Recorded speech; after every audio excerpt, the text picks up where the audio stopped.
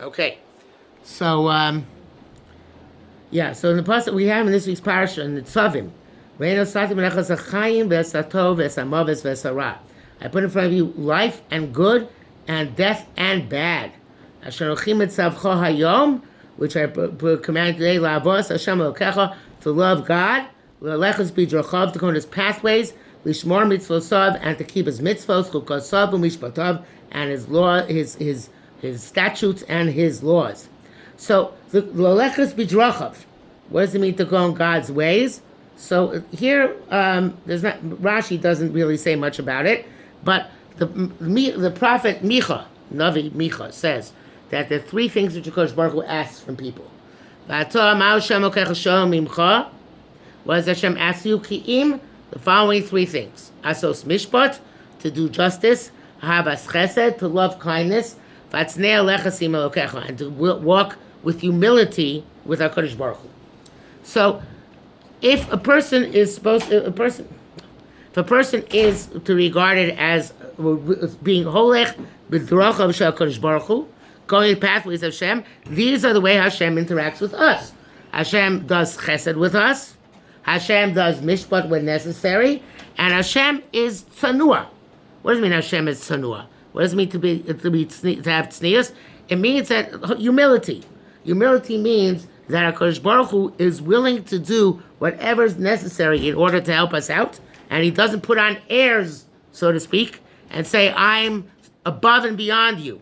That's good. There's in Vayitin L'cham Motzei Shabbos says, Kol Makom She'ata Motzei Geluso Shel HaKadosh Baruch Hu, Sham Ata Motzei An V'Sonu. So every place you find the greatness of Hashem, you find His humility, and then it brings down psukim to prove that.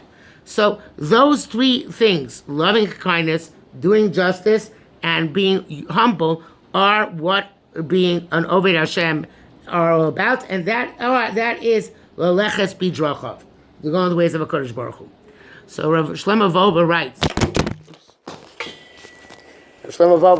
We'll have to do without it.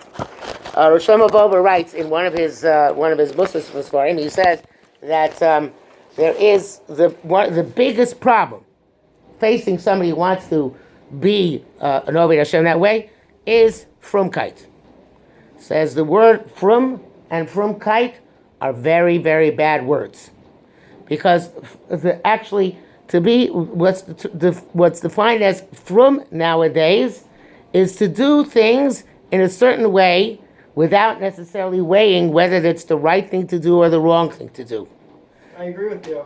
Yes, and it becomes, in fact, not an intellectual way of looking at things, what's right and what's wrong, what's true and what's false, but an emotional way of looking at things. What makes me seem more part of the society, and what will bring me to higher heights in this society? In other words, how am I going to achieve the superficial respect which I'm going to get from people if I do more things which make me stand out in the society? So he says that when people drive themselves on a basis of Frumkeit, they are going the same way, and in the same way that any other emotion or drive drives a person. Every person has a drive for religious expression, whether they're Jewish, non-Jewish, monotheists, pagans, whether they are even atheists. Everybody has a drive for religious devotion. In America, you see that very often in people who are fans of sports teams, right? They have a religious devotion to the team to which they're attached. It's crazy, but that's how people act. They have a religious devotion to the team. So a person has a drive to express himself in ways which are even extreme, because that gives a person an emotional high when they have their religious drive satisfied. And that's why you find atheists who are tremendously gung-ho on trying to convince other people to become atheists. What do they care if somebody else becomes an atheist? Because the atheism becomes a religion just like any other religion. And they have religious fervor for that religion.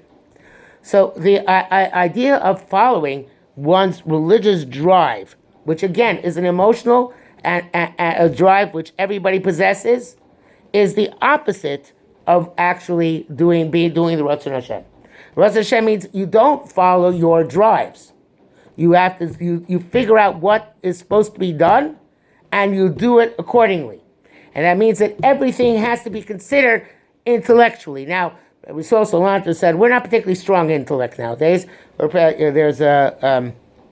basically all morons, and therefore, since that's the case, so therefore we don't always do well assessing things intellectually. And therefore, he says in Musar we use emotion as well. We have to fight the Yetzer Hara, which is emotion, with emotion, not just with intellect. But ideally speaking, the way to deal with the Yetzer Hara, the way to deal with one's emotional drives, is to an intellectual approach to everything, figuring things out, what is right and what is wrong, what is true and what is false.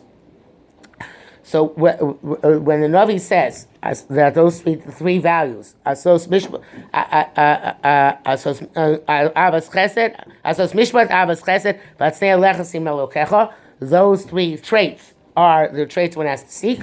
So that means everything has to be done. Everything in Judaism, everything in your life has to fit into one of those three categories. Either chesed, mishpat, or tznius, right? Chesed meaning kindness, mishpat meaning judgment, which means restoring balance where things are in an imbalance. And hatznei alechas, which is the most important one of all, is humility. Because if a person is arrogant, that's the worst possible trait they can have. And a person being humble means they do things in a quiet way. Chazal say the luchos rishonos, which were given with kole kolos, they were given with tremendous fanfare. They didn't last.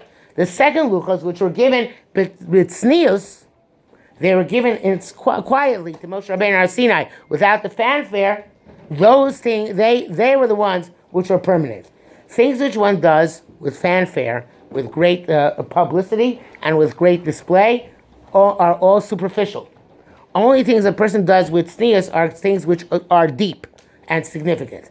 There's an interesting medrash which says that if if Reuven would have known that the Torah was going to write about him, that he tried to save Yosef from being sold, he would have brought in made a much greater effort to save Reuven. It says about Boaz, I'm skipping a few in the middle. It says about Boaz that he gave 6 grains of whatever that means. Obviously, it's not little, but 6 kernels of grain to 6 kernels of grain to Ruth when Ruth came to his barn. And the Gemara says that if he had known that the Tanakh right about him, he would have given bushels and bushels of grain. So normally people take this medrash to be like a little bit of a musar, negative musar, and saying that you always should realize that what you're doing is written for posterity. And you should always do whatever you're doing as if you know that history is going to record it someday, and therefore you put in more effort. So kind of Lubin says the exact opposite. He says, no, what you do with great publicity and fanfare, because you know it's going to be written in the history books, is a distortion. It's not really you.